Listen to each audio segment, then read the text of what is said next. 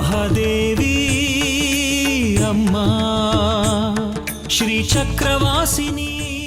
ಅಪ್ಪ, ನೀನು ಈ ಪರೀಕ್ಷೆಯಲ್ಲಿ ಗೆದ್ದೇ ಗೆಲ್ತೀಯ. ಅನ್ನೋದು ನಮ್ನೆಲ್ಲರನ್ನು ಕಾಪಾಡ್ತಾರೆ.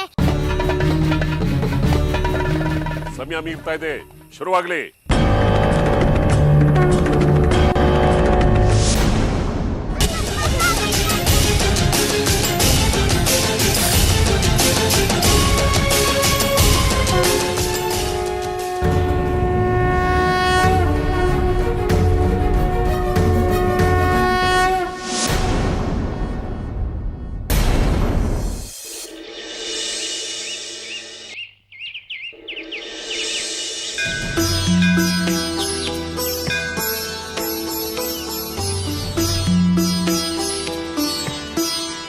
ಅಮ್ಮ ತಾಯಿ ತಿಪ್ಪಸುಂದ್ರಿ, ನನ್ ಗೆಳತಿ ಸೌಗಂಧಿ ಅಲ್ಲಿ ಕಾಲ್ ಮುರ್ಕೊಂಡ್ ಬಿದ್ದಿದ್ದಾಳಂತೆ. ಅವಳು ನನಗೆ ಏನೇ ಮಾಡ್ಲಿ ಅದನ್ನೆಲ್ಲ ಕ್ಷಮಿಸಿ ಅವಳನ್ನ ಮೊದ್ಲಿನಂಗ್ ಮಾಡು ತಾಯಿ. ತಪ್ಪು ಮಾಡೋದು ಸಹಜ, ಆದ್ರೆ ಕ್ಷಮಿಸ್ಬಾರ್ಬೇಕು ಮನುಜ. ಅವಳ ತಪ್ಪನ್ನ ಕ್ಷಮಿಸ್ಬಿಡು ತಾಯಿ. ಎಷ್ಟೇ ಆದ್ರೂ ಅವಳು ನನ್ ಗೆಳತಿನೇ.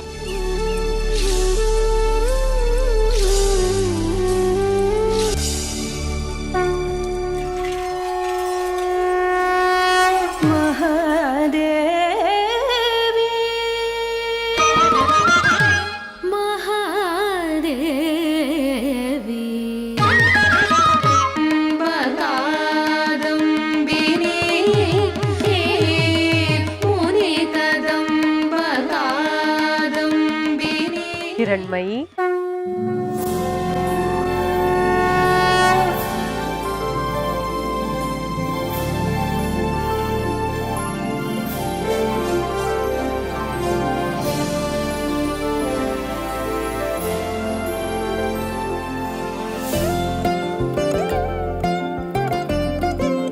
ಅಮ್ಮ ತಾಯಿ, ನೀನೇ ಬಂದಿದ್ದು ತುಂಬಾ ಒಳ್ಳೇದಾಯ್ತು. ನನ್ನ ಗೆಳತಿ ಸೌಗಂಧಿನ ಕಾಪಾಡು ತಾಯಿ. ಅವಳು ತಿಳಿದೆ. ನನಗೆ ಎಲ್ಲ ಗೊತ್ತಿದೆ. ನಿನ್ನ ಗೆಳತಿ ಸೌಗಂಧಿನ ನಾನ್ ನೋಡ್ಕೋತೀನಿ. ನೀನೀಗ ಮಾಣಿಕ್ಯಲಿಂಗ ತರೋ ಸಮಯ ಬಂದಿದೆ. ಶ್ರೀಚಕ್ರ ಹೊರಗೆ ಬರೋದಕ್ಕೆ 2ನೇ ಲಿಂಗದ ಅವಶ್ಯಕತೆ ಇದೆ. ಅದಕ್ಕಾಗಿ ನೀನು ಹೊರಡಬೇಕು. ಸಿದ್ಧಳಾಗು.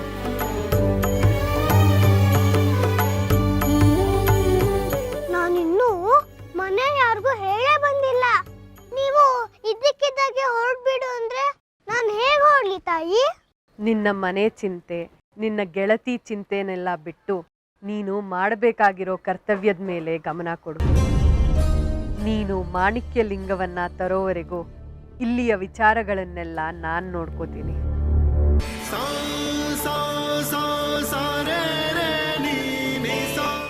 ಆಗ್ಲಿ ಮಹಾತಾಯಿ, ನಿನ್ನ ಆಜ್ಞೆ ಆದ್ಮೇಲೆ ಅಲ್ಲಿಗೆ ಮುಗೀತು. ಈಗ ನಾನು ಹೊರಡ್ಬೇಕಾಗಿರೋ ದಾರಿ ಯಾವುದು ತಾಯಿ? ನೀನು ಪೂರ್ವ ದಿಕ್ಕಿನ ಕಡೆ ಹೊರಟ್ರೆ ನಿನಗಲ್ಲಿ ಗಂಧರ್ವ ಕೋಟೆ ಸಿಗತ್ತೆ.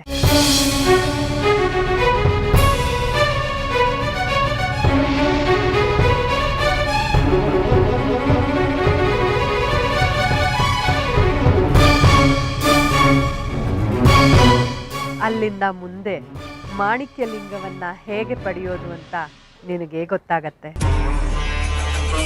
ಹೊರಡು ಮಗಳೇ, ನಿನಗೆ ಶುಭವಾಗಲಿ.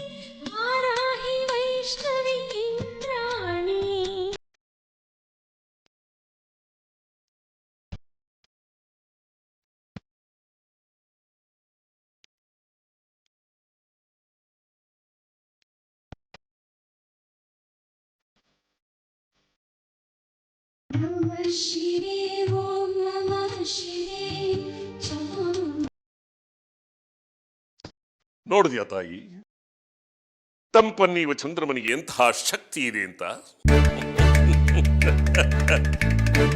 ಒಂದು ಕಡೆಯಿಂದ ನೀನು ನನ್ನನ್ನು ಹಣಿಯೋದಕ್ಕೆ ಪ್ರಯತ್ನ ಪಟ್ರೆ ಇನ್ನೊಂದು ಕಡೆಯಿಂದ ಎದ್ದು ಬರುವಂತ ಶಕ್ತಿ ನನಗಿದೆ.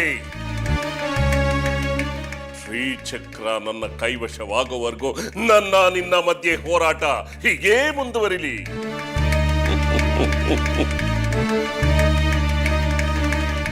ಯುದ್ಧದ ಆನಂದ ಬಹಳ ಚೆನ್ನಾಗಿದೆ, ಬಹಳ ಚೆನ್ನಾಗಿದೆ, ಬಹಳ ಚೆನ್ನಾಗಿದೆ. ಅಮ್ಮನವ್ರನ್ನ ಎದುರು ಹಾಕೊಂಡು ಇದುವರೆಗೂ ಯಾರಾದರೂ ಉಳಿದವರು ಇದ್ದಾರೇನ್ರಿ ವಿರೂಪಾಕ್ಷ ಶಾಸ್ತ್ರಿಗಳೇ? ಕೆಲವರಿಗೆ ಕೆಟ್ಟ ಮೇಲಾದರೂ ಬುದ್ಧಿ ಬರುತ್ತೆ.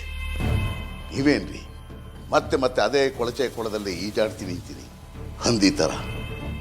ನಿಮ್ಮ ಕಣ್ಣು ಮುಂದೆನೇ ಇದೆಯಲ್ಲ ದೇಶಕ ಮಹಾಶಯರೇ, ನಿಮ್ಮ ಅಮ್ಮನವರ ಪವಾಡವನ್ನು ಮೀರಿ ಅವರು ಕೊಟ್ಟ ಶಾಪವನ್ನು ನಿವಾರಣೆ ಮಾಡಿಕೊಂಡಿರೋದಕ್ಕೆ ಸಾಕ್ಷಿ. ಏನಂದ್ರಿ? ಹಂದಿ. ಹಂದಿ ಕೂಡ ದಶಾವತಾರದಲ್ಲಿ ಒಂದು, ಅದು ಕೂಡ ದೇವರ ಸಮಾನ. ವರಾಹಸ್ವಾಮಿ ಕೇಳಿಲ್ವೇ ತಾವು?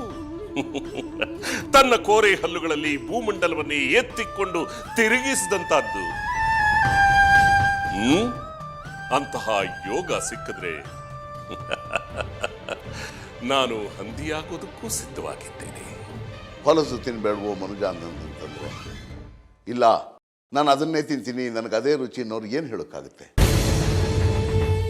ಆಯ್ತಪ್ಪ, ನೀನು ಅದನ್ನೇ ತಿನ್ನು ಅಂತ ಬೆಳ್ಳಿ ಹರಿವಾಣ ಕೊಡಬೇಕಾಗುತ್ತೆ ಅಷ್ಟೇ.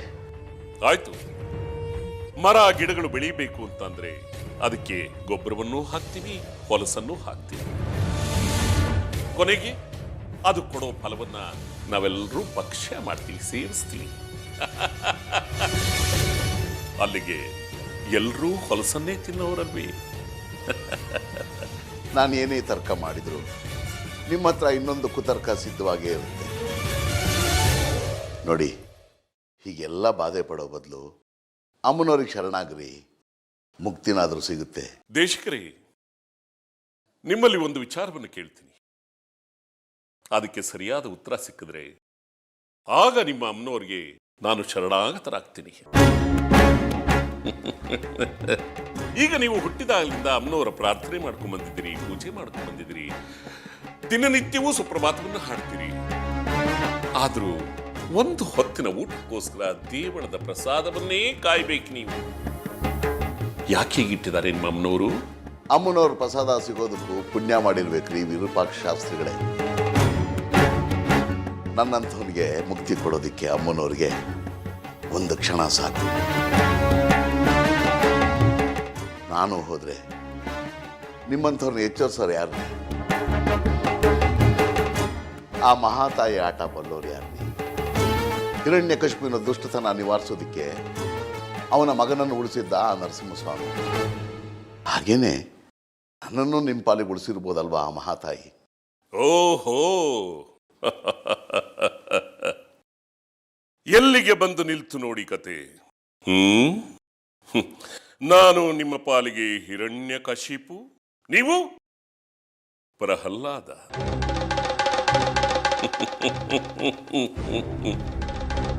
ನಿಮ್ಮಿಂದ ನಾನು ಹತನಾಗ್ತೀನಿ ಅಂತ ಇಟ್ಕೊಳ್ಳಿ. ಆಮೇಲೂ ಇಲ್ಲ, ಈ ಮೇಲೂ ಇಲ್ಲ. ಏನಾದರೂ ಮಾಡ್ಕೊಂಡು ಹಾಳಾಗಿ ಹೋಗಿ. ಇವತ್ತು ಚಂದ್ರಮನ ಸಹಾಯದಿಂದ ಉರಿಬಾಧೆಯನ್ನು ನಿವಾರಿಸ್ಕೊಂಡೆ ಅಂತ ಕೊಬ್ಬಬೇಡಿ. ಕುರಿ ಕೊಬ್ಬದಷ್ಟು ಕಟಕನಿಗೆ ಲಾಭ. ತಿನ್ನಿ, ಹೊಲಸನ್ನ ಎಷ್ಟು ತಿಂತೀರೋ ತಿನ್ನಿ.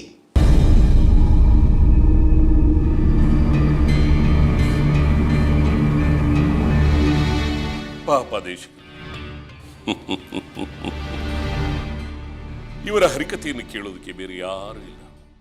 ಅದಕ್ಕೆ ದಿನನಿತ್ಯ ಬಂದು ನನ್ನ ಕಿವಿನಲ್ಲಿ ಶಂಕ ಊದ್ತಾ ಇರ್ತಾರೆ.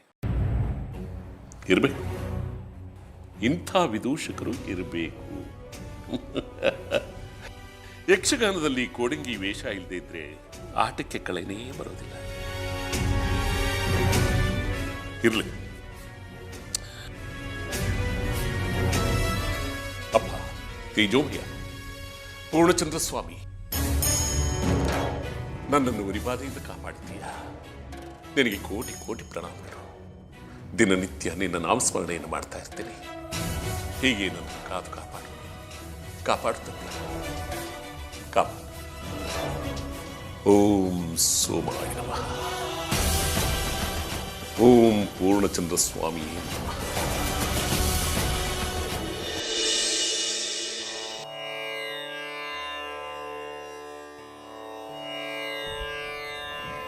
नित्यानन्दकरी वराभयकरी सौन्दर्यरत्नाकरी निर्धूताखिलघोरपापनिकरी प्रत्यक्षमाहेश्वरी प्रालेयाचलवंशपावनकरी काशीपुराधीश्वरी भिक्षां देहि कृपावलम्बनकरी मातान्नपूर्णेश्वरी नानारत्नविचित्रभूषणकरी ಹೇಮಾಂಬರಾಡಂಬರಿ ಮುಕ್ತಾಹಾರ ವಿಡಂಬಮಾ. ಏ ಹಿರಣ್ಮಯಿ, ಎಲ್ಲೋಗಿದೆ? ಇದ್ಕಿದ್ದಂಗೆ ಮಾಯ ಆಗೋಗ್ಬಿಡ್ತೀಯಲ್ಲ. ದೇವಸ್ಥಾನಕ್ಕೆ ಹೋಗಿದ್ದೆ. ದೇವಸ್ಥಾನಕ್ಕ? 3 ಹೊತ್ತು ದೇವಸ್ಥಾನ ಅಂತಿರ್ತೀಯ. ಆ ಸುಂದ್ರಿನೂ ಹಾಗೆ, ಜಾಜಿನೂ ಹಾಗೆ. ವಯಸ್ಸಿನಲ್ಲಿ ನಾನು ಹಾಗೆ ಮಾಡ್ತಿದ್ನೋ ಏನೋ. ಅಮ್ಮನವ್ರ ದರ್ಶನ ಮಾಡ್ತಾ ಇದ್ರೆ ಅದರ ಆನಂದನೇ ಬೇರೆ. ಸರಿ, ಆಗ್ಲೇ ತಿಂಡಿ ಕೇಳಿದೆ ಅಲ್ವಾ? ಬಾ, ತಿಂಡಿ ಕೊಡ್ತೀನಿ. ಬೇಡ ಅಜ್ಜಿ, ನಂದಾಗ್ಲೇ ತಿಂಡಿ ಆಗೋಯ್ತು.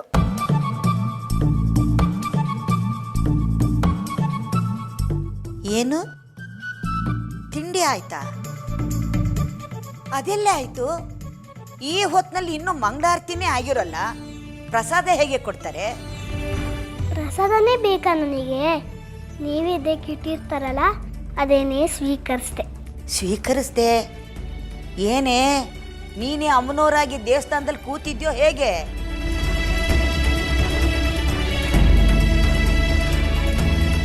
ನೈವೇದ್ಯನ ನೀನ್ ಹೇಗೆ ತಿನ್ನೋಕ್ಕಾಗತ್ತೆ? ನನಗೆ ಹೊತ್ತಾಗತ್ತೆ ಅಂತ ಗೊತ್ತಾಗಿ ಅಮ್ಮನವ್ರ ನೈವೇದ್ಯದಲ್ಲೇ ನನಗೆ ಒಂದು ಪಾಲ್ ಕೊಟ್ರು. ಸರಿ ಹೋಯ್ತು. ಏನಾದ್ರೂ ಕೇಳಿದ್ರೆ ಅಮ್ಮನವ್ರನ್ನ ಮುಂದೆ ಮಾಡ್ತೀಯ. ಅಮ್ಮನವ್ರ ಹೆಸರು ಹೇಳಿದ್ರೆ ನೀನ್ ಯಾರು ಏನು ಅನ್ನೋಂಗಿಲ್ಲ, ಆಡೋಂಗಿಲ್ಲ. ನಿನಗೆ ತಿನ್ಸಿ ನಾನು ಆಮೇಲೆ ತಿನ್ನೋಣ ಅಂತ ನಿನ್ಗೋಸ್ಕರ ಕಾದು ನಾನು ಏನು ತಿನ್ಲಿಲ್ಲ. ನಿಮ್ಮ ಅಪ್ಪ ಇಲ್ಲಿ ಒಳಗಡೆ ಇದ್ದಾನಾ? ಹಿರಣ್ಮಯಿ, ಓ, ಬನ್ನಿ ಬನ್ನಿ ಬನ್ನಿ. ಏನ್ ಇಷ್ಟು ಅಪರೂಪವಾಗಿ ನಮ್ಮ ಮನೆ ಕಡೆ ಬಂದ್ಬಿಟ್ರಲ್ಲ? ಇನ್ಮೇಲೆ ನಿಜ ರೂಪದಲ್ಲಿ ಬರ್ತಾನೆ ಇರ್ತೀವಿ. ಲೋ ಬಂಗಾರಿ, ಬಂಗಾರಿ ಬಾರ ಇಲ್ಲಿ. ನೋಡಿಲ್ಲಿ ಯಾರು ಬಂದಿದ್ದಾರೆ ಅಂತ. ರಶ್ಮಿಯವ್ರ ಅಪ್ಪಮ್ಮ ಬಂದಿದ್ದಾರೆ. ಏನ್ ವಿಶೇಷತೆ? ಇಷ್ಟು ದೂರ ಬಂದ್ಬಿಟ್ಟಿದ್ದೀರಲ್ಲ?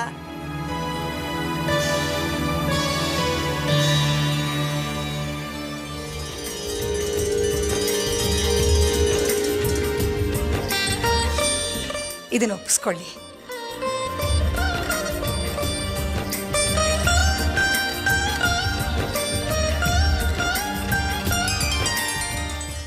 ರಶ್ಮಿ ಅಮ್ಮನ ನಮ್ಮಪ್ಪಂಗೆ ಕೊಟ್ಟು ಮದ್ವೆ ಮಾಡ್ಕೊಡಿ ಅಂತ ಕೇಳ್ಕೊಳಕ್ ಬಂದಿದ್ದೀನಿ.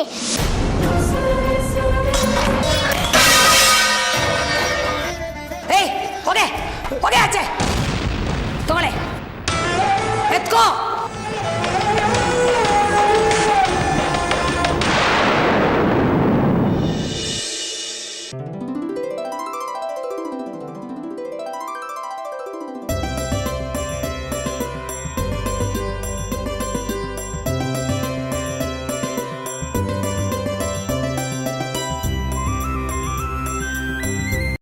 ಅವತ್ತು ನಿಮ್ಮ ಮರಿ ಮೊಮ್ಮಗಳು ಹಿರಣ್ಮಯಿ ಅವರ ಅಪ್ಪನಿಗೋಸ್ಕರ ನನ್ನ ಮಗಳ ಸಂಬಂಧ ಕೇಳ್ಕೊಂಡು ಬಂದಾಗ ತುಂಬ ಒರಟಾಗಿ ನಡ್ಕೊಂಡ್ಬಿಟ್ಟೆ.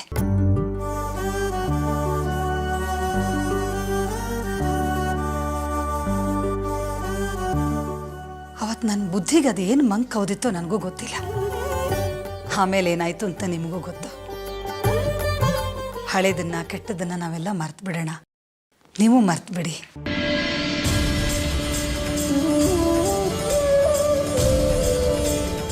ಈಗ ವಿಷಯ ಏನು ಅಂತ ಹೇಳಿದ್ರೆ, ನನ್ನ ಮಗಳು ರಶ್ಮಿನ ನಿಮ್ಮ ಬಂಗಾರಿಗೆ ಕೊಟ್ಟು ಮದುವೆ ಮಾಡ್ಕೊಳ್ಳೋದು ಅಂತ ತೀರ್ಮಾನ ಮಾಡ್ತಾ ಇದ್ದೀವಿ.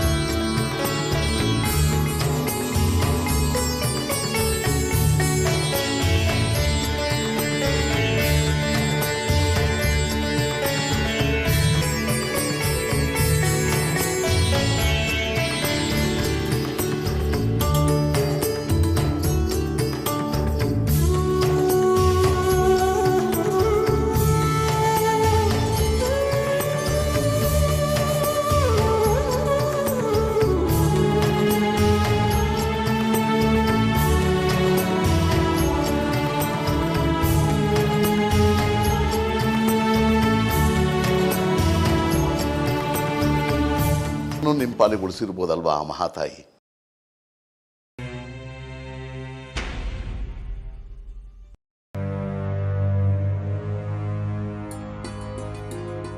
ನೀವೇನು ಯೋಚನೆ ಮಾಡಬೇಡಿಮ್ಮ. ನಾವು ಮನೆಯವರೆಲ್ಲ ಕೂತು ಚರ್ಚೆ ಮಾಡಿ ಈ ನಿರ್ಧಾರಕ್ಕೆ ಬಂದಿದ್ದೀವಿ. ನಿಮ್ಮ ಬಂಗಾರಿ ಅಂತ ಹುಡುಗ ನಮ್ಮ ರಶ್ಮಿಗೆ ಸಿಗೋಕ್ಕೆ ಸಾಧ್ಯನೇ ಇಲ್ಲ ಅಂತ ಖಾತ್ರಿ ಆಗಿದೆ.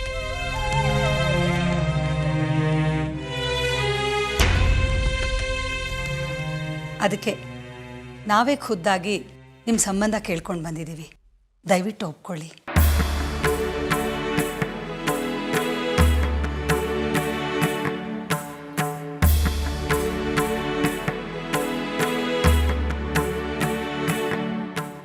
ರಶ್ಮಿ ಅಂತವಳು ನಮ್ಮನೆ ಸೊಸೆಯಾಗಿ ಬರೋದು ನಮಗೂ ತುಂಬ ಸಂತೋಷನೇ ಕಣಮ್ಮ.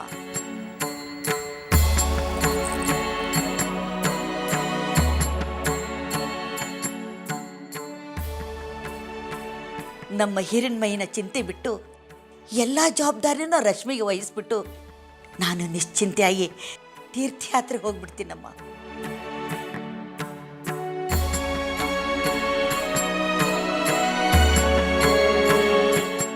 ತಾಯಿ, ನೀವು ಹಿರೀಕರು, ನಿಮ್ಮ ಅನುಕೂಲ ನೋಡಿಕೊಂಡು ಯಾವತ್ತು ಯಾವ ಗಳಿಗೆ ಅಂತ ನಿಶ್ಚಯ ಮಾಡಿದ್ರೆ ಅವತ್ತು ನಮ್ಮ ಮಗಳನ್ನ ನಾವು ದಾರೆ ಏರ್ಕೊಡ್ತೀವಿ.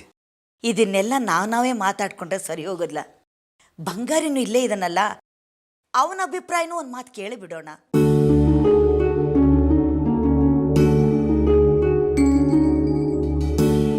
ಏನಪ್ಪ ಬಂಗಾರಿ, ಎಲ್ಲ ಕೇಳಿಸ್ಕೊಂಡು ಒಳ್ಳೆ ಗುಮ್ಮನ್ ಗುಸ್ಕೊಂಡಂಗೆ ನಿಂತಿದೆಯಲ್ಲ, ನಿನ್ನ ಮನಸ್ಸಿನಲ್ಲಿ ಏನಿದೆ ಅಂತ ಹೇಳ್ಬಿಡು.